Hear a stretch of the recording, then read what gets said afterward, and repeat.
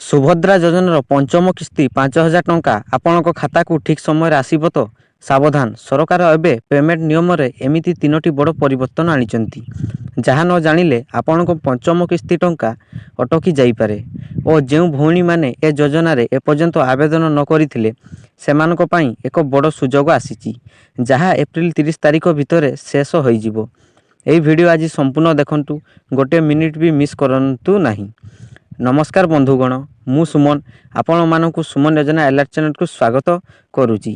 ଆଜିର ଏହି ଭିଡ଼ିଓରେ ଆମେ ଜାଣିବା 4ଟି ଜରୁରୀ ବିଷୟରେ। ପ୍ରଥମ ବଡ଼ ବିଷୟ, ସୁଭଦ୍ରା ଯୋଜନାର ପଞ୍ଚମ କିସ୍ତି କେବେ ଆସିବ? ଦ୍ୱିତୀୟ ବଡ଼ ଖବର, ନୂଆ ପେମେଣ୍ଟ ନିୟମ କ'ଣ ବଦଳି ଯାଇଛି? ତୃତୀୟ ବଡ଼ ଖବର, ଟଙ୍କା ଅଟକି ଗଲେ କ'ଣ କରିବେ? ଚତୁର୍ଥ ବଡ଼ ଖବର, ନୂଆ ଆବେଦନ 2024 ଶେଷ ତାରିଖ ଆଗରୁ କିପରି ଆବେଦନ କରିବେ? ଆଗେ ଜାଣନ୍ତୁ ଏ ଯୋଜନା ହେଉଛି କ'ଣ। ସୁଭଦ୍ରା ଯୋଜନା ହେଉଛି ଓଡ଼ିଶା ସରକାରଙ୍କ ସବୁଠାରୁ ବଡ଼ ମହିଳା ସଶକ୍ତିକରଣ ଯୋଜନା। 21 ବର୍ଷରୁ 60 ବର୍ଷ ବୟସ ଭିତରେ ଯୋଗ୍ୟ ମହିଳାମାନଙ୍କୁ 5 ବର୍ଷ ଭିତରେ ମୋଟ 50,000 ଟଙ୍କା ସିଧାସଳଖ ଆଧାର ଲିଙ୍କ ବ୍ୟାଙ୍କ ଖାତାକୁ ଡିବିଟି ମାଧ୍ୟମରେ ଦିଆଯାଉଛି। ପ୍ରତ୍ୟେକ ବର୍ଷ 10,000 ଟଙ୍କା, 2ଟି କିସ୍ତିରେ 5,000 5,000 ଲେଖାଏଁ। ସବୁଠାରୁ ବଡ଼ ପ୍ରଶ୍ନ, ସୁଭଦ୍ରା ପଞ୍ଚମ କିସ୍ତି କେବେ ଆସିବ? ସଠିକ୍ ତାରିଖ କ'ଣ? ଆଗ ସବୁ କିସ୍ତି ତାରିଖ ଦେଖନ୍ତୁ। ପ୍ରଥମ କିସ୍ତି ହେଉଛି ସେପ୍ଟେମ୍ବର 2024 ରକ୍ଷାବନ୍ଧନ ଅବସରରେ ଆସିଥିଲା। ଦ୍ୱିତୀୟ କିସ୍ତି 8 ମାର୍ଚ୍ଚ 2025 ଆନ୍ତର୍ଜାତିକ ମହିଳା ଦିବସରେ ଆସିଥିଲା। ତୃତୀୟ କିସ୍ତି ଅଗଷ୍ଟ 2025 ରକ୍ଷାବନ୍ଧନ ଅବସରରେ ଆସିଥିଲା। ଚତୁର୍ଥ କିସ୍ତି 8 ମାର୍ଚ୍ଚ 2026 ଆନ୍ତର୍ଜାତିକ ମହିଳା ଦିବସରେ ଆସିଥିଲା। 1.12 ଲକ୍ଷ କୋଟିରୁ ଅଧିକ ମହିଳାଙ୍କ ଖାତାକୁ 5,106 କୋଟି ଟଙ୍କା ଟ୍ରାନ୍ସଫର ହୋଇଛି। ଏଠି ଗୋଟିଏ ପ୍ୟାଟର୍ନ ଦେଖୁଛନ୍ତି। ସରକାର 2 ଅବସରରେ ଟଙ୍କା ଦେଉଛନ୍ତି, ରକ୍ଷାବନ୍ଧନ ଅଗଷ୍ଟ ଓ ଆନ୍ତର୍ଜାତିକ ମହିଳା ଦିବସ 8 ମାର୍ଚ୍ଚ।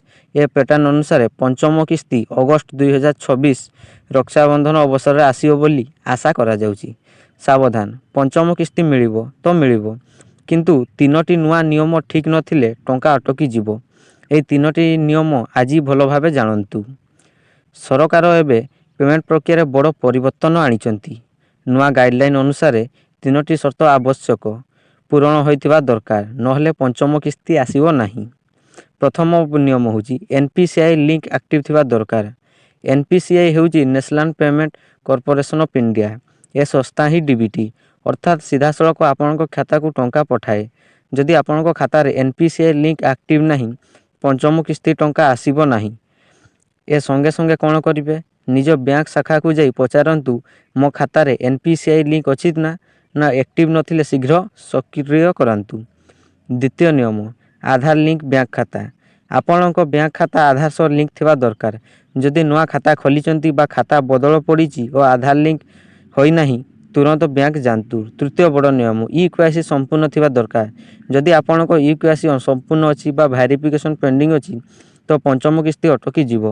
ନିଜ ଅଞ୍ଚଳ CSC ସେଣ୍ଟର ଅର୍ଥାତ୍ କମନ ସର୍ଭିସ ସେଣ୍ଟର ବା ଅଙ୍ଗନବାଡ଼ି ସେଣ୍ଟରରୁ ଶୀଘ୍ର EKYC ଫର୍ମ ସମ୍ପୂର୍ଣ୍ଣ କରନ୍ତୁ। ଏହି 3ଟି ଜିନିଷ ଠିକ୍ ଥିଲେ ପଞ୍ଚମ କିସ୍ତି 5,000 ଟଙ୍କା ସିଧା ଆସିବ, ଡରନ୍ତୁ ନାହିଁ।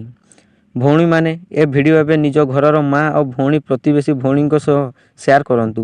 ଏହି 3ଟି ନୂଆ ନିୟମ ଯଦି ପ୍ରତ୍ୟେକ ଲାଭାର୍ଥୀ ଜାଣିବେ, ଲକ୍ଷ ଲକ୍ଷ ଭଉଣୀ ପଞ୍ଚମ କିସ୍ତି ଠିକ୍ ସମୟରେ ମିଳିବ। ଆଉ ଏ ଚ୍ୟାନେଲ ଏପର୍ଯ୍ୟନ୍ତ ସବସ୍କ୍ରାଇବ୍ ନ କରିଥିଲେ ଏବେ ଲାଲ ବଟନ୍ ଟିପି ଦିଅନ୍ତୁ ଓ ବେଲ୍ ଆଇକନ୍ ଅନ୍ କରିଦିଅନ୍ତୁ, ଯୋଜନା ଆଲର୍ଟ ମିସ୍ ହେବ ନାହିଁ।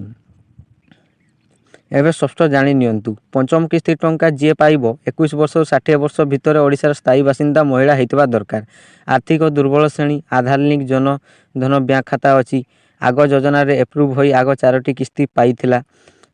ଯିଏ ପଞ୍ଚମ କିସ୍ତି ପାଇବ ନାହିଁ, ସରକାରୀ ଚାକିରିଆ ବା ସେମାନଙ୍କର ପରିବାର, ମହିଳା, ଆୟକର ଦେଉଥିବା ବ୍ୟକ୍ତିଙ୍କ ପରିବାର, ଯଦି NPCI ଲିଙ୍କ ଆକ୍ଟିଭ ଇନ୍ଆକ୍ଟିଭ ଅଛି, ଯଦି EKYC ସମ୍ପୂର୍ଣ୍ଣ ଅଛି, ଯଦି ଆବେଦନ ସମୟରେ ଭୁଲ ବା ମିଥ୍ୟା ତଥ୍ୟ ଦେଇଥିଲେ ବଡ଼ ଖବର, ଯଦି ଆପଣ ଅଯୋଗ୍ୟ ଅଛନ୍ତି ଓ ଆଗ 4ଟି କିସ୍ତି ପାଇଛନ୍ତି, ପଞ୍ଚମ କିସ୍ତି ଟଙ୍କା ନିଶ୍ଚିତ ଆସିବ, ଡରନ୍ତୁ ନାହିଁ। ପଞ୍ଚମ କିସ୍ତି ଆସିବ ନ ଆସିବ ଆଗକୁ ଜାଣିବା ପାଇଁ ଏବେ ଷ୍ଟାଟସ୍ ଦେଖନ୍ତୁ। ଏ ଷ୍ଟେପ୍ ଗୁଡ଼ିକ ଜାଣନ୍ତୁ। ପ୍ରଥମେ ହେଉଛି ବ୍ରାଉଜର ଓପନ୍ କରିବେ, subhadra-odisha.government.in କରିବେ, ଟ୍ରାକ୍ ଷ୍ଟାଟସ୍ ଅନଲାଇନ୍ ଖୋଲନ୍ତୁ, ଆଧାର ନମ୍ବର ବା ରେଫରେନ୍ସ ନମ୍ବର ଦିଅନ୍ତୁ, OTP ଦେଇ ଆଗକୁ ବଢ଼ନ୍ତୁ, ଆପଣଙ୍କ ଷ୍ଟାଟସ୍ ଦେଖନ୍ତୁ। ଷ୍ଟାଟସ୍ ଦେଖି घबरातु नहीं। ये 3टी स्थिति को स्वाभाविक अंडर वेरिफिकेशन आवेदन पंचायत व ब्लॉक स्तर में जांच चालू अच्छी डरतु नहीं। एप्रूव आवेदन पास हो जाइए पंचम किस्ती रे आसीबो। धन्यवाद। पुणी थर देखा आउ एक नुआ वीडियो रे।